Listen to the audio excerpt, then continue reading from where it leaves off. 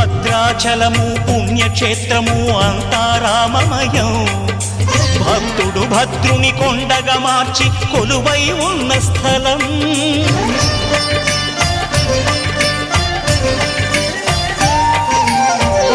భక్తితో రామదాసు ఈ ఆలయమును కట్టించనయా. సీతారామ లక్ష్మణులకు ఆభరణములే చేయించనయా.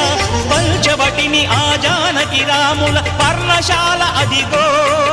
సీతారాములు జలకములాడిన శేషతీర్థమదిగో. రామ భక్తితో నదిగా మారిన శబరి ఇదేనయ్యా.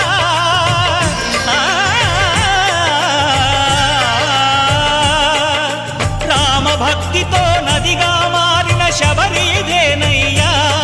శ్రీరామ పాదములు నిత్యం కడిగే గోదావరి అయ్యా. ఈ క్షేత్రం తీర్థం